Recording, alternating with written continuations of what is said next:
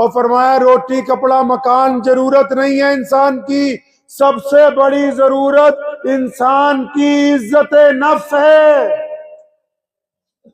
असि पंजाबी च कहने होने, तुहानू पंजाबी समझ आ जाऊगी थोड़ी बहुत नहीं।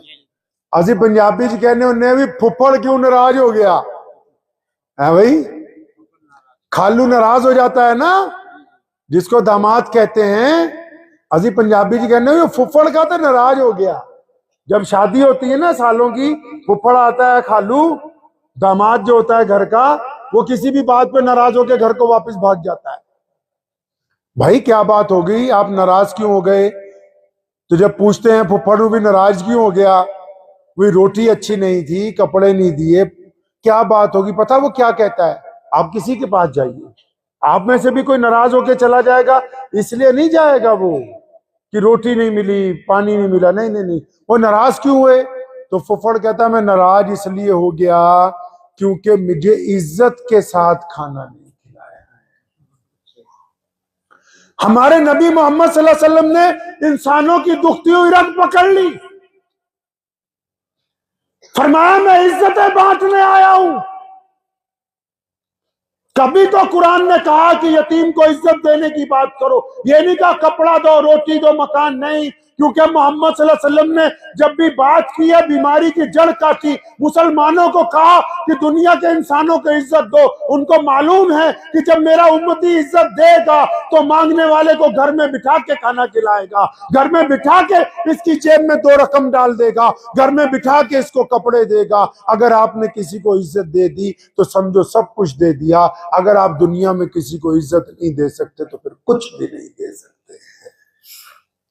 ये कायनात में इस्लाम का सबसे बड़ा मजहब बनना, इसकी बुनियादी वजह यही थी कि दुनिया के बड़े बड़े चौधरियों ने अपने लिए इज्जत को महफूज समझ रखा था।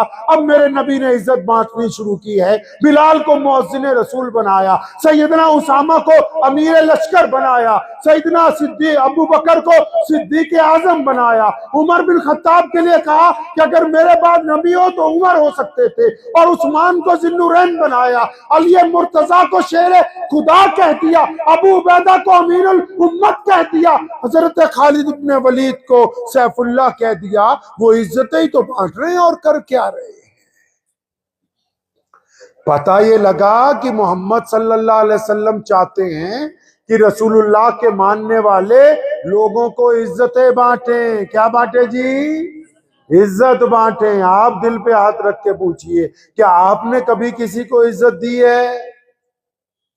आप दूसरे को इज्जत बांटते हैं? आपको पता है हमारे नबी मोहम्मद सल्लल्लाहु अलैहि वसल्लम ने सैयदना बिलाल का उस वक्त साथ दिया जब वो चक्की पीस रहे थे, मुसलमान नहीं थे। एक बूढ़ी औरत का किस्सा आप सुनते हैं गठरी उठाने का, वो भी मुसलमान नहीं थी। एक और खातून का वाकया आता है जिसका तेल गिर गया, उसकी नबी सल्लम मदद करने पहुंचे, वो भी मुसलमान नहीं थी। हातिम ताई की बेटी का वाकया आता है, वो नबी अलैहिस्सलाम के दरबार में पहुंची, आपने उसके सर पे अपनी चादर रुपट्टा बनवा के रखवाई, वो भी मुसलमान नहीं थी। पता ये लगा कि मोहम्मदुर रसूलुल्लाह सल्लल्लाहु अलैहि वसल्लम के दरबार में जो कोई भी आया, वो चाहे मुसलमान हो या फिर गैर मुस्लिम हो, मेरे नबी ने उनको इज्जतें बांटी। क्या हम भी अपने नबी सल्लल्लाहु अलैहि वसल्लम के तरीके पे इज्जत बांटते हैं? क्या हम में भी वो क्वालिटी है कि हम नबी सल्लल्लाहु अलैहि वसल्लम के कहने के मुताबिक लोगों को इज्जतें बांटते हो, या हम लोगों की इज्जतें छीनते हैं? आपको पता है कि ये मस्जिद है, इसमें 5 वक्त नमाज होती है, पता है इतनी बात भाई? अरे बोलते रहिए, मालूम है ना? मस्जिद में क्या होता है जी? नमाज पढ़ते हैं 5 वक्त। लेकिन अगर ये पूछ लिया जाए कि हम नमाज क्यों पढ़ते हैं, बताओ? अल्लाह की रजा के। अब अंदाजा लगाइए हम लोग इस्लाम से कितना दूर हैं। कोई कहेगा अल्लाह की रजा के लिए, कोई कहेगा अल्लाह का हुक्म है। लेकिन कुरान पाक ने इसका जिक्र किया कि नमाज तुम पर फर्ज कर दी गई है ताकि तुम गंदी बातें करनी छोड़ दो, अच्छी बातें किया करो। इसका मतलब ये नमाज एक जरूरत है और इसका एक मकसद है, क्योंकि नबी सल्लल्लाहु अलैहि वसल्लम को ऐसे लोगों की जरूरत है जो नबी के दीन को आगे पहुंचाएं, नबी के अखलाक हुस्ना को आगे पहुंचाएं, नबी की बातों का अमली नमूना बने। तो नबी अलैहि सलाम को नमाज अल्लाह ने दे दी कि जो नमाजी होंगे ना वो गंदी बातें नहीं करेंगे, वो अच्छी बातें किया करेंगे, वो अच्छे अखलाक वाले होंगे। और बुल्ले शाह ने क्या ना, पंजाबी दे विच क्या बुल्ले शाह ने, वो नमाज भी नीति जाने हो, ठगी भी कीती जाने हो, वो या की कीती जाने हो।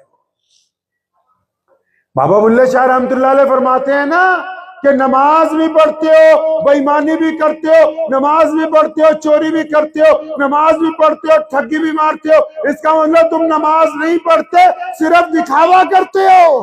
कुरान ने कहा ना, अरअयतल्लज़ी युकज़्ज़िबु बिद्दीन, पढ़ी कभी आयत आपने? नमाज में पढ़ते होंगे।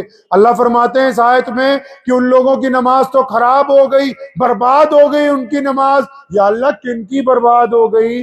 फरमाया नमाज जरा नमाज नीति ते न्याज ना दिती।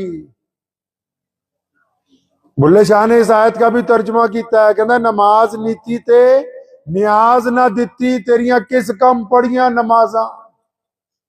कुरान ने कहा है ना, ये वो हमारे वाली न्याज नहीं।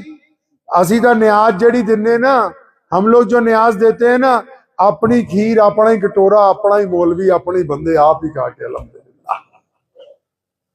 तो कुरान पाक कह रहा है न्याज देने के लिए। कुरान ने न्याज का जिक्र किया है कि नमाज पढ़ते हो, कुरान पढ़ते हो, न्याज क्यों नहीं देते? अरअयतल्लज़ी युकज़्ज़िबु बिद्दीन, अब न्याज क्यों नहीं देते? या अल्लाह कौन सी न्याज? फरमाया तू नमाज पढ़ता है, भूखे को खाना नहीं खिलाता। वो तू नमाज पढ़ता है, यतीम के मुंह में लुकमा नहीं डालता। ओ यार, तू नमाज पढ़ता है, अपने पड़ोसी का ख्याल नहीं रखता, इसका मतलब तेरी नमाज बर्बाद हो गई है। फिर कुरान ने कहा कि नमाज पढ़ने वो लोग हैं जो मुत्तकी होते हैं। अब मुत्तकी नूं असी पंजाबी च कहने चंगा बंदा हुंदा है। अब चंगा बंदा कौन होता है जी? जिसको मैं कहूं चंगा है या आप मुझे कहें चंगा है? नहीं नहीं, चंगे की इस्तेलाह करने के लिए मौलवियों के पास जाने की जरूरत नहीं है, मुफ्तियों के पास जाने की जरूरत नहीं है। सैयदना अमीरुल मोमिनीन उमर बिन खत्ताब रज़ियल्लाहु ताला अन्हु मस्जिद में तशरीफ रखते थे।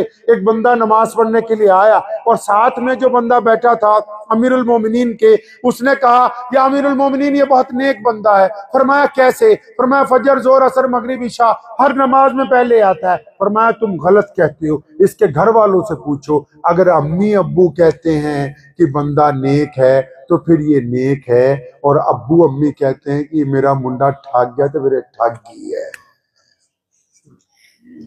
अम्मी अब्बू कहते हैं कि ये बदमाश है तो ये बदमाश है। अगर बीवी कहती है ये बदतमीज है तो ये बदतमीज है, नमाजी नहीं है ये। अगर पड़ोसी ये कहता है कि ये बंदा जालिम है तो फिर ये नमाजी नहीं है, ये जालिम ही है। हम मोहम्मद रसूलुल्लाह के दीन के नुमाइंदे हैं भाई। हमारा काम दीन को अपनी अमली जिंदगी में प्रोजेक्ट करना है, अपने नबी सल्लल्लाहु अलैहि वसल्लम के तरीके पर चलना है। अपने दिल पर हाथ रखिए, इसको पूछा कीजिए अपने दिल को, क्या हमने मोहम्मद सल्लल्लाहु अलैहि वसल्लम का कोई तरीका अपनाया है? रोजा क्यों रखवाया? रोजा भी जरूरत है, उसका भी एक मकसद है। नमाज का मकसद है कि आप गंदी बातें ना करें।